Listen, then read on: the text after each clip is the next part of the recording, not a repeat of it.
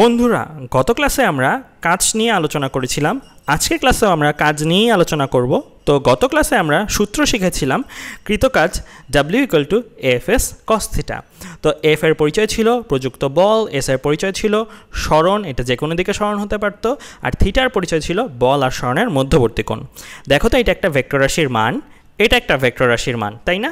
আর vector রাশির মান কিভাবে পাওয়া হয় তোমরা যদি চিন্তা করে দেখো, তোমরা ভেক্টর চ্যাপ্টার পড়ে এসেছো সবাই। সো তোমরা মান পাও কি, এরকম কয়েকটা রাশি থাকে, কয়েকটা রাশিগুলোকে বর্গ করে, তাই না?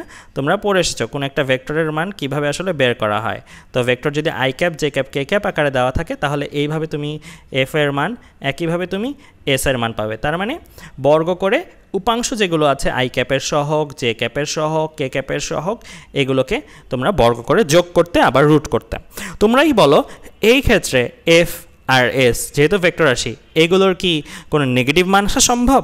সম্ভব না কিন্তু, কারণ একে তো বর্গ হচ্ছে উপরন্তু আবার রুটের ভেতরে, তার মানে এগুলো ভেক্টর রাশির মান, এগুলো কখনোই নেগেটিভ হবে না।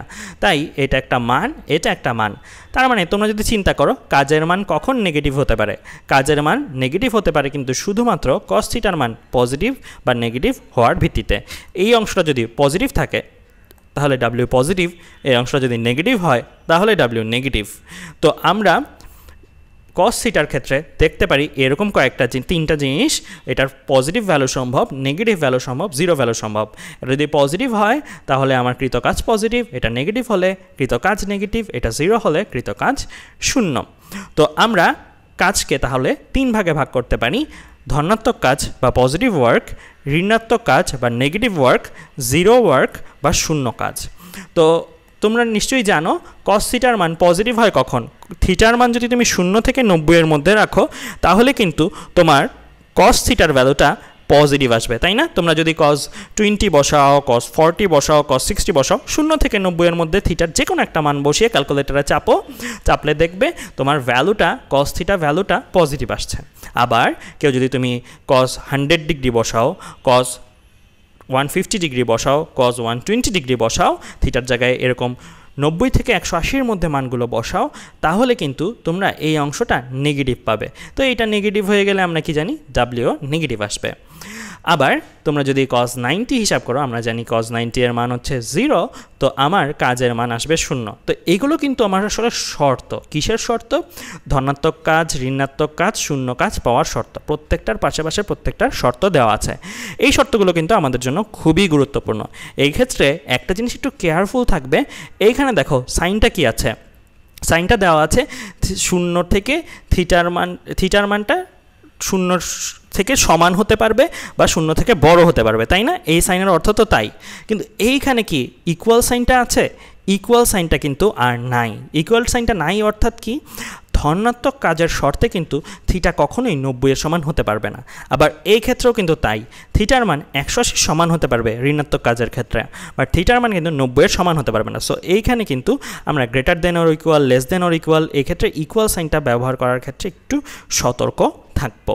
তো যাই হোক, আমাদের থিটা 90-র জন্য কিন্তু আলাদা একটা অংশই রয়েছে। সো এখানে একটু গ্রাফিক্যালি দেখানোর চেষ্টা করেছি আসলে কাজ আর সরণ, কাজ ধনাত্মক ঋণাত্মকের ক্ষেত্রে বল আর সরণ কীভাবে থাকতে পারে। তো এরকম যদি ঘটনা হয় বল এদিকে সরণ এদিকে, তাহলে থিটার মান 90 এর চেয়ে কম, মানে সূক্ষ্ম কোণ, তাহলে কৃতকাজ ধনাত্মক।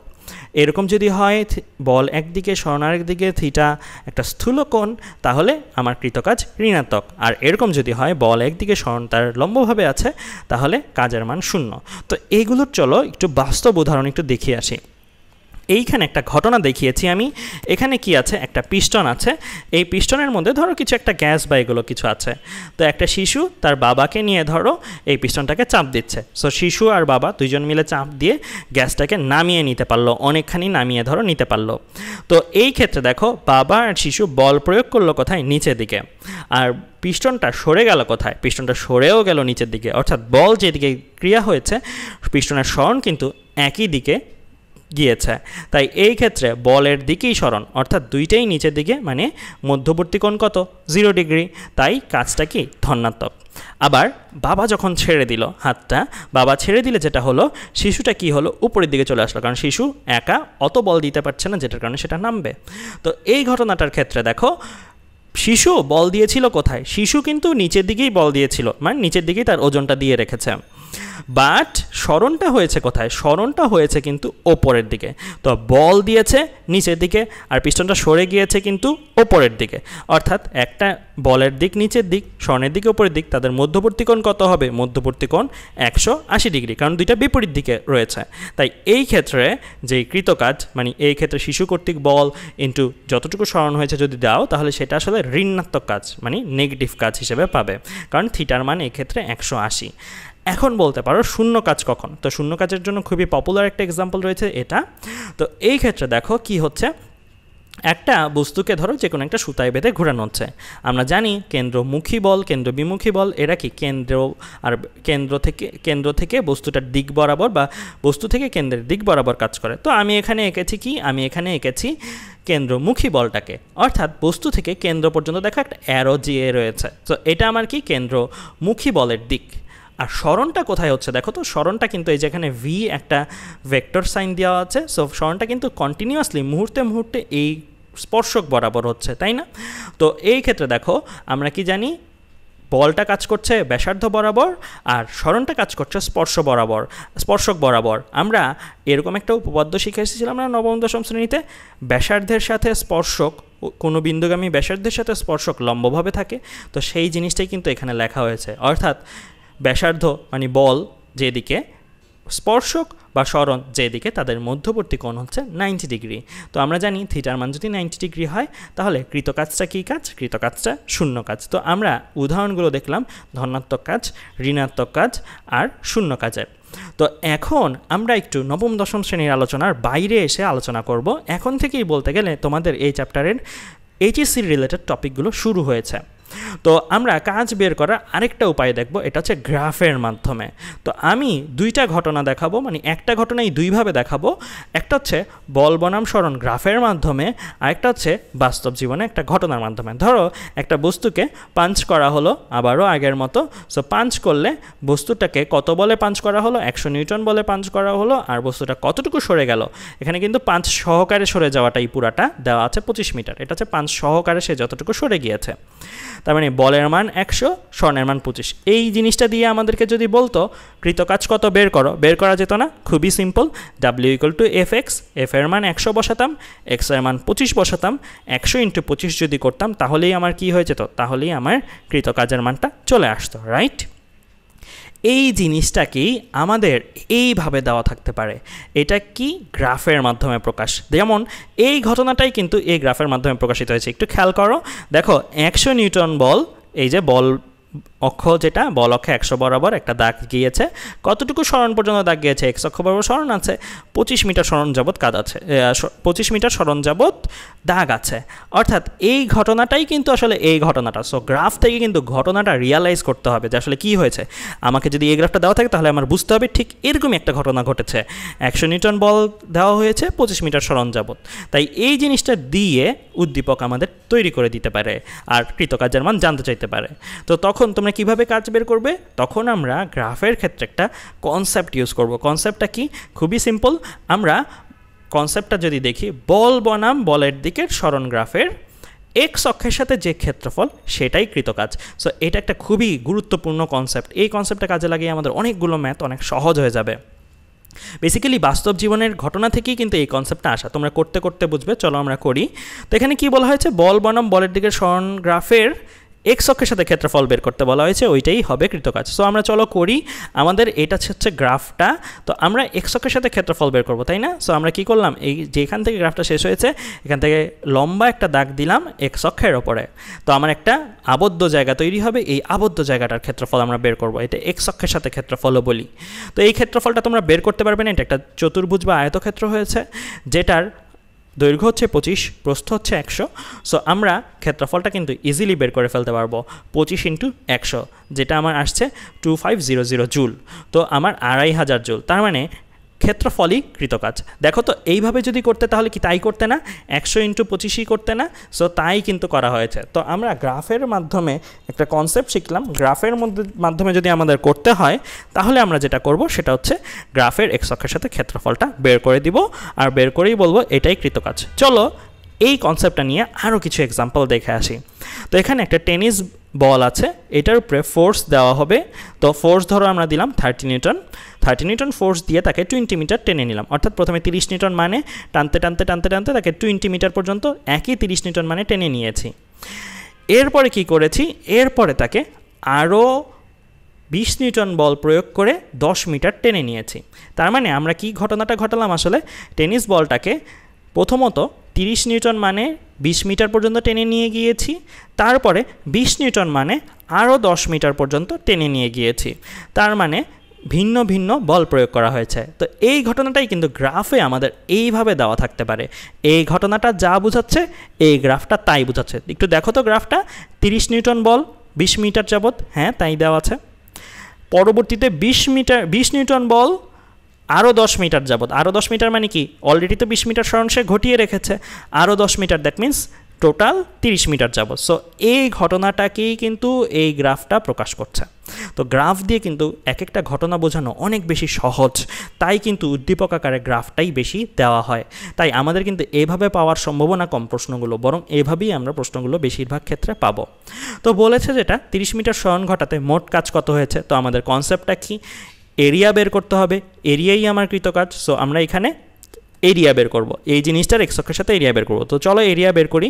তো আমরা আলাদা আলাদা করে এরিয়াগুলো বের করব, কারণ এক্ষেত্রে যেহেতু একটা কমপ্লিট শেপ হচ্ছে না, আমরা বলতে পারবো না পুরো এরিয়াটা একটা চতুর্ভুজ, একটা আলাদা চতুর্ভুজ হিসেবে, দুইটা চতুর্ভুজ হিসেবে বলতে পারবো। তো আমরা এক্ষেত্রে তাই করলাম। আমরা কি করেছি দেখো, আবার আমি অ্যানিমেশনটা দেখাই। এরকম আমার ছিল, আমি দাগ টেনে নিয়েছি, এখানে দাগ টেনে নিয়ে জাস্ট আলাদা আলাদা দুইটা এরিয়া। সো আলাদা আলাদা দুইটা এরিয়া বের করবো, একটা ইয়েলো এরিয়া বলেছি, একটা গ্রিন এরিয়া বলেছি। সো ইয়েলো এরিয়া আর গ্রিন এরিয়াটা যদি বের করি, প্রথমে ইয়েলো এরিয়াটাতে আসো।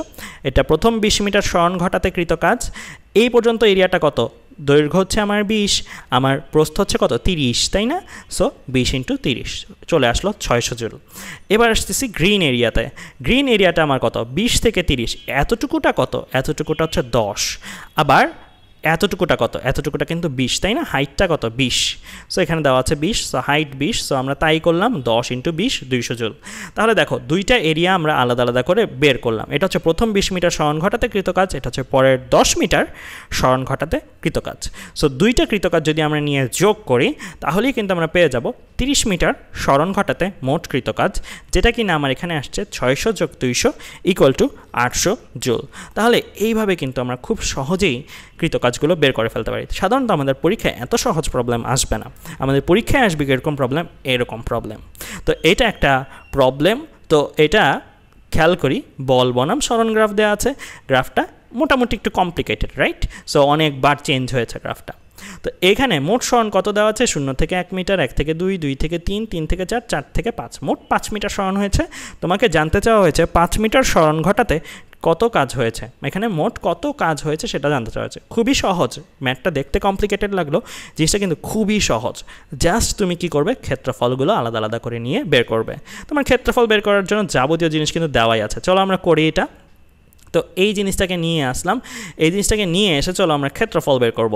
সো আমাদের ক্ষেত্রফল যদি বের করতে চাই, তো 5 মিটার সরণে কৃতকাজ, প্রথম ক্ষেত্রে ক্ষেত্রফল একটা ত্রিভুজ শেপ না, OAM, হ্যাঁ একটা ত্রিভুজ শেপ, ত্রিভুজ OAM এর ক্ষেত্রফল বের করব। AB12 অর্থাৎ এটাকে MN বলতে পারি, ABNM এটার ক্ষেত্রফল বের করব। চতুর্ভুজ আবার CDEN এটারটা বের করব। তো CDEN এটা হচ্ছে আমার E পয়েন্ট। এরপরে চতুর্ভুজ কি বের করব, EHGF এতটুকু ক্ষেত্রফল বের করব। আবার এখানে একটা ত্রিভুজ আসছে যেটা HIJ ত্রিভুজের ক্ষেত্রফল বের করব। তো এগুলো আমরা ত্রিভুজের ক্ষেত্রফল, চতুর্ভুজের ক্ষেত্রফল নির্ণয় সূত্র জানি। তো একটু বসিয়ে দেখাই। 1/2 × ভূমি × উচ্চতা, ভূমি কত 1, উচ্চতা কত এখানে 10, সো 1/2 × ভূমি × উচ্চতা। এটা কি একটা চতুর্ভুজ শেপ, তার মানে এটা কি দৈর্ঘ্য গুণ প্রস্থ, দৈর্ঘ্য কত আমার এখানে কিন্তু খেয়াল রাখতে হবে, দৈর্ঘ্য হচ্ছে 1 থেকে 2, মানে দৈর্ঘ্য হচ্ছে 1 আর প্রস্থ কত, প্রস্থ হচ্ছে 10, তাই না? সো প্রস্থটা 10, সো 1 × 10। আবার এখানেও একটা চতুর্ভুজ 2 × 3, মানে 2 থেকে 3, 2 × 3 না, 2 থেকে 3, 2 থেকে 3 আসলে কতটুকু দৈর্ঘ্য, 1, দৈর্ঘ্যটা 1 আর প্রস্থটা কত, প্রস্থটা হচ্ছে 5, সো 1 × 5 এই অংশটা। এবার আসি এটার ক্ষেত্রে, এইখানে একটু খেয়াল রাখতে হবে, এটা কোথায় ক্ষেত্রফলটা, নিচের দিকে না, নিচের দিকে। তাই নিচের দিকে যদি ক্ষেত্রফল থাকে তাহলে কিন্তু এই ক্ষেত্রফলটা একটা নেগেটিভ কাজ দিবে। এটা একটা পজিটিভ কাজ। আমরা শিখেছি ধনাত্মক কাজ কি, আবার এটা একটা ঋণাত্মক কাজ দেবে। সো এটা একটা ঋণাত্মক কাজ, অর্থাৎ বল যেদিকে দেওয়া হয়েছিল সরণ তার বিপরীত দিকে হয়েছিল। তো যাই হোক, এই নেগেটিভ কাজটা কত, এটা আমার দৈর্ঘ্য কত 1, আর প্রস্থ কত, প্রস্থ কিন্তু এখানে -5 আমরা নিচ্ছি। তো কেন, কারণ এই অংশটা আমার একটা নেগেটিভ কিছু আসতে হবে। সো এটা কিন্তু গুণ করলে একটা নেগেটিভ কিছু আসবে, তাই না, 1 × -5 আসবে। এবারে এটা আবার একটা পজিটিভ, কারণ এটা উপরের দিকে আছে। তো 1/2 × 1 × 10, সো 1/2 × 1 × 10। তো আমরা যদি এই ক্ষেত্রফলগুলো নিয়ে হিসাব করি তাহলে আমি হিসাব করে যেটা পাই সেটা হচ্ছে 20 জুল। স্বাভাবিকভাবে এটা একটা 5, এটা 10, এটা আরেকটা 5, এটা 5, আবার এটা -5, আবার এটা 5। সো এই 5 চলে গেলে আমরা এরকম করে হিসাব করে কি পাই, আমরা 20 জুল হিসাব করে পাই। তার মানে এই ক্ষেত্রে মোটকৃত কাজটা কিন্তু আমরা পেয়ে যাচ্ছি। তো এই ঘটনাটা যেটা হলো, এই ঘটনাটাই আমরা দেখেছি বলের মান অনেকবারই পরিবর্তন হয়েছে, বলের মান কিন্তু ধ্রুবক ছিল না। এখন আমরা যদি এমন হয় যে বলের মানটা এরকম একটা গ্রাফ দেয়, অর্থাৎ বল বনাম সরণের ক্ষেত্রে দেখো বলের মানটা এই ক্ষেত্রে তুমি আর চতুর্ভুজ ত্রিভুজ দিয়ে আলাদা করতে পারছো না। এর ক্ষেত্রে কি হচ্ছে, বলটা খুবই ঘন ঘন চেঞ্জ হচ্ছে, তাই না, বলটা তুমি কিন্তু চতুর্ভুজ ত্রিভুজ দিয়ে আলাদা করতে পারছো না। এই ক্ষেত্রে যদি এরকম হয় কোনো একটা ঘটনার বল বনাম সরণ গ্রাফ যদি এরকম হয়, আর সেই ক্ষেত্রে যদি কৃতকাজ বের করতে বলে, তাহলে তুমি কিভাবে কৃতকাজটা বের করবে? তাহলে যে কনসেপ্টটা আমরা ইউজ করি সেটা হচ্ছে বলের মান যেহেতু ক্রমাগত পরিবর্তনশীল, তাই ছোট ছোট দূরত্ব dx-এ আলাদা আলাদা ভাগ করে নেই, ভাগ করে প্রত্যেকটার জন্য কাজ বের করে যোগ করি।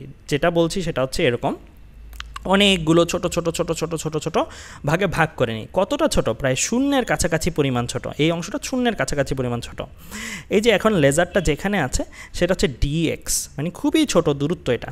তো এরকম ছোট ছোট ভাগে ভাগ করলে লাভটা কি, এই যে ছোট একটা অংশ আসলো এটাকে কিন্তু একটা চতুর্ভুজের মতো বিবেচনা করা যায়, তাই না, অনেক ছোট করে ভাগ করলে কিন্তু আরও চতুর্ভুজের মতো বা আয়তক্ষেত্রের মতো বিবেচনা করা যায়। তো এটা যত ছোট করতে পারা যায় তত ছোট ভাগে ভাগ করব, প্রত্যেকটা ভাগের জন্য আলাদা আলাদা ক্ষেত্রফল, এটার জন্য একটা চতুর্ভুজের ক্ষেত্রফল, চতুর্ভুজের ক্ষেত্রফল বের করে, কোনো কোনো ক্ষেত্রে ট্রাপিজিয়ামও হতে পারে, চতুর্ভুজ ট্রাপিজিয়াম এগুলোর ক্ষেত্রফল, যেমন এটা একটা ট্রাপিজিয়াম শেপ হচ্ছে, এটা চতুর্ভুজ শেপ হচ্ছে। সো চতুর্ভুজ ট্রাপিজিয়াম এরকম ক্ষেত্রফল বের করে করে ক্ষেত্রফলগুলো যোগ করলে কিন্তু আমার কি চলে আসে, কৃতকাজগুলো চলে আসবে। এই যে ছোট্ট ছোট্ট ক্ষেত্রফল, ধরো এই অংশটার ক্ষেত্রফল, এগুলোকে আমরা বের করতে পারি কিভাবে, f × dx। যেমন এটা যদি চতুর্ভুজ হয় তাহলে এটা হচ্ছে f আর এটা হচ্ছে dx, তাই না। তো আমরা এইভাবে বের করতে পারি, কিন্তু তোমরাই বলো কয়টা ছোট ভাগে ভাগ করবে, এর কোনো নির্দিষ্ট সীমা আছে? কেউ যদি 1 লক্ষ ভাগে ভাগ করো তার জন্য সঠিক, কেউ যদি 1 কোটি ভাগে ভাগ করো তার জন্য সঠিক। পরীক্ষার হলে কি আর এভাবে করা যাবে, এতগুলো ভাগে ভাগ করে না।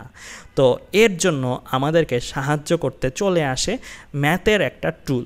ম্যাথের টুলটা কি, ম্যাথের টুলটা হচ্ছে ইন্টিগ্রেশন। তো ইন্টিগ্রেশন আসলে কি করে, ইন্টিগ্রেশন আমরা যেই কাজটা চাচ্ছি এখানে সেটাই করে, অনেকগুলো ছোট ছোট ভাগে ভাগ করে, ওই ভাগগুলো নিয়ে হিসাব করে, মানে ফাংশনে বসিয়ে হিসাব করে ওই প্রাপ্ত ফলাফলগুলোকে যোগ করে দেয়। তোমরা সামেশন কি সেটা জানো না? সামেশন কি করে, সামেশন অনেকগুলো ডাটা যোগ করে দেয় তোমাকে।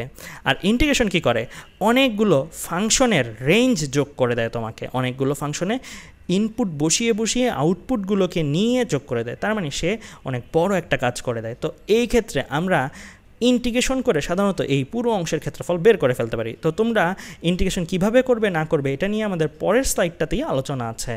তো ডাব্লিউ হচ্ছে আমার কৃতকাজ, মোট কৃতকাজ কিন্তু এটা পেতে পারি আমরা যদি সবগুলো ডিডাব্লিউকে যোগ করি, তাই না। সো সবগুলো ডিডাব্লিউর ফাংশনকে আউটপুট যেটা আসে সেটাকে যোগ করি। তো তাই দেখো যোগ করানোর জন্যই কিন্তু আমরা এখানে কী নিয়ে এসেছি, যোগজীকরণ সাইনটা নিয়ে এসেছি বা ইন্টিগ্রেশন সাইনটা নিয়ে এসেছি। ডিডাব্লিউকে আমরা ভাঙিয়ে কি লিখতে পারি, এফ ডিএক্স, তাই না। এখানে এফ এক্সেরই একটা ফাংশন, তাই না, এক্সের সাথে সাথে এফের পরিবর্তন হচ্ছে, তাই এফ এক্সের একটা ফাংশন। তো এই সূত্রটা আমরা কখন ব্যবহার করব, এই সূত্রটা আমরা ব্যবহার করব যখন আমরা আর ত্রিভুজ চতুর্ভুজ দিয়ে গত ম্যাথটার মতো হিসাব করতে পারছি না, যখন আমরা দেখছি অনেক ঘন ঘন পরিবর্তন হচ্ছে, তখন কৃতকাজ বের করার জন্য আমরা এই সূত্রটা ব্যবহার করব। তার মানে বোঝা গেল এই সূত্রটা আমরা তখন ব্যবহার করি যখন বলের মান ঘন ঘন পরিবর্তনশীল। এটাকে আমরা পরিবর্তনশীল বলের জন্য কৃতকাজের সূত্রও বলে থাকি। তো এটা হচ্ছে পরিবর্তনশীল বলের জন্য কৃতকাজের সূত্র। তোমরা W=Fx পড়েছ, W=Fs cos θ পড়েছ, এগুলো ছিল ধ্রুব বলের জন্য কৃতকাজ, মানে বলের মান যদি চেঞ্জ না হয়। আর এখন যেটা পড়লাম সেটা হচ্ছে পরিবর্তনশীল বলের জন্য কৃতকাজ। সো এটা দিয়ে কিভাবে প্রবলেম আসতে পারে, ধরো এখানে আমাকে একটা এফ বনাম এক্স গ্রাফ দেওয়া আছে। মজার ব্যাপার, এই প্রবলেমগুলো আরও সহজ। কিভাবে? এই প্রবলেমগুলোতে তোমাকে ফাংশন দেওয়া থাকবে, তোমাকে এই যেই গ্রাফই হোক বক্ররেখা সেই গ্রাফটার ফাংশন দেওয়া থাকবে। তো এখানে দেওয়া আছে বল ভেক্টরটা equal to 2x² plus 2x plus 3, এরকম একটা ভেক্টর, এরকম এই বল ভেক্টরটার একটা রাশিমালা তোমাকে দেওয়া আছে। তো এই রাশিমালাটা দিয়ে তোমাকে জানতে চাওয়া হয়েছে যে তুমি 1 থেকে 9 মিটার, 1 মিটার থেকে 9 মিটার সরণ পর্যন্ত কৃতকাজ বের করো। তোমাকে পুরোটা কৃতকাজও জানতে চায়নি, তোমাকে জানতে চাওয়া হয়েছে একটা নির্দিষ্ট অংশ পর্যন্ত কৃতকাজ বের করতে বলা হয়েছে। তো এরকম কিন্তু কিছু মেনশন করে থাকবে। তোমাকে যদি বলতো 9 মিটার সরণের কৃতকাজ বের করো, 1 মিটার না বলতো শুধু 9 মিটার সরণের কৃতকাজ, তাহলে বুঝে নিতে হতো 0 থেকে 9। যদি 10 মিটার সরণে বলতো 0 থেকে 10। আর যদি সীমা বেঁধে দেয় তাহলে এরকমভাবে প্রশ্নগুলো হবে, এত মিটার থেকে এত মিটার সরণের কৃতকাজ কত সেটা বের করো। তো আমার এখানে সীমা বেঁধে দিয়েছে। তো আমাদের আসলে সীমা বেঁধে দেওয়ার অর্থ কি? সীমা বেঁধে দেওয়ার অর্থ হচ্ছে আমি এই সীমা আর এই সীমা পর্যন্ত ক্ষেত্রফলটা বের করব, এই ক্ষেত্রফলটা বের করব। এখন বলো তোমরাই, এই ক্ষেত্রফলটা কি তোমরা ট্রাপিজিয়াম, ত্রিভুজ, চতুর্ভুজ দিয়ে বের করতে পারতে? না, তখন তোমার অবশ্যই ইন্টিগ্রেশন ব্যবহার করতে হবে। তো চলো আমরা এই প্রবলেমটা করি। কিভাবে করা যায়? এই প্রবলেমটা করতে হলে আমাদের আসলে এই ক্ষেত্রফলটা লাগবে। বলের মান যেহেতু পরিবর্তনশীল তাই কৃতকাজের সূত্রটা আমরা লিখে ফেললাম। তো সূত্রটা আমরা W= এখানে লিমিটটা মুখস্থ রাখবে 0 থেকে W, এটা সবসময়ের জন্য সত্য। আর এই পাশের লিমিটটা xi থেকে xf। xi কি? আদি সরণ, আর xf কি? শেষ সরণ। মানে তুমি তো একটা সীমার মধ্যে জানতে যাবে। যদি তোমাকে এখানে 9 মিটার সরণের কৃতকাজ বলতো, এখানে এই জিনিসগুলো না থাকতো, তাহলে x এর মান 0 বসাতে। এখানে যেহেতু বলে দিচ্ছে 1 মিটার থেকে 9 মিটার সরণের কৃতকাজ, তাই এখানে xi কত? xi আসলে 1, আর xf কত? xf হচ্ছে 9। xi হচ্ছে আদি সরণ, xf হচ্ছে শেষ সরণ। i দিয়ে ইনিশিয়াল বুঝায়, f দিয়ে ফাইনাল বুঝায়। তো আমরা যদি ভ্যালুগুলো বসাই, দেখো আমরা xi এর জায়গায় 1 বসালাম, xf এর জায়গায় 9 বসালাম, আর এখানে রাশিমালাটা এটা দেওয়া থাকবে প্রশ্নে, তো এটা বসালাম। তো বসালে আমার এরপরের কাজ কি? ইন্টিগ্রেশন করা। যারা ম্যাথে ইন্টিগ্রেশন করেছো তাদের জন্য এটা কোনো ব্যাপারই না, আর যারা ইন্টিগ্রেশন করোনি তাদের জন্য আমি একটা সূত্র লিখছি। এই সূত্র অনুসারে আমরা এখন বসিয়ে বসিয়ে করব। আমরা একটা সূত্র শিখেছি, ইন্টিগ্রেশন অফ x⁴n dx। এটাকে যদি সূত্রটাকে করি, সূত্রটাকে করলে আমাদের এরকম কিছু আসে, x⁴n+1 ডিভাইডেড বাই n+1। তো এটা সূত্র আকারে আসে। তো যদি লিমিট থাকে তাহলে আর প্লাস সি থাকে না, তাই আমি এখানে আর প্লাস সি দিচ্ছি না, কারণ আমার এখানে লিমিট আছে। ঠিক আছে, সো আমার এখানে লিমিট আছে। তো যাই হোক, আমরা এখন চলো এই সূত্রটাকে কাজে লাগিয়ে ইন্টিগ্রেশনটা করে ফেলি। তো আমাদের এই ক্ষেত্রে ইন্টিগ্রেশনটা যদি করতে চাই, তো আমার 2x² ইন্টিগ্রেশন করতে হবে, 2x ইন্টিগ্রেশন করতে হবে, 3 ইন্টিগ্রেশন করতে হবে। তো প্রথমেই 2x² ইন্টিগ্রেশন যদি করতে চাই, 2টা সামনে চলে আসবে, তাই না? সহগগুলো সামনে চলে আসবে। x² ইন্টিগ্রেশন করা হবে। x² যদি এই সূত্র মোতাবেক ইন্টিগ্রেশন করো, তাহলে কি লিখবে? x⁴n এর জায়গায় কত? বর্তমান পাওয়ারটা হচ্ছে এটা, বর্তমান পাওয়ার হচ্ছে n, এখানে কত? 2। তো x⁴2+1 ডিভাইড বাই 2+1, মানে এটাকে বলতে পারি x3, নিচে বলতে পারি 2+1 মানে 3। অর্থাৎ যেটা বলতে চাচ্ছি সেটা হচ্ছে এখানে 2টা সামনে চলে এসেছে। এটাকে ইন্টিগ্রেশন করলে যেটা হয়েছে x⁴2+1 মানে 3 ডিভাইডেড বাই 2+1 মানে 3। দেখো এর জন্যই কিন্তু নিচের এই 3টা চলে এসেছে। তো এইখানে একটা নিয়ম আছে, lower limit upper limit third ব্র্যাকেটে দিতে হবে। ইন্টিগ্রেশন করার ফলে যে রেজাল্ট আসবে এটা থার্ড ব্র্যাকেটে দিতে হবে, লোয়ার লিমিট নিচে দিতে হবে, আপার লিমিট ওপরে দিতে হবে। এবার সে এটাকে ইন্টিগ্রেশন করব। এটাকে যদি ইন্টিগ্রেশন করতে চাই, এটাকে ইন্টিগ্রেশন করলে এখানে একটু খেয়াল রাখতে হবে, 2টা কি সামনে চলে এসেছে, ফাইন। এখানে x-এর পাওয়ারটা কত? এখানে x-এর পাওয়ারটা দেখো, x-এর পাওয়ারটা হচ্ছে আমার কত? 1।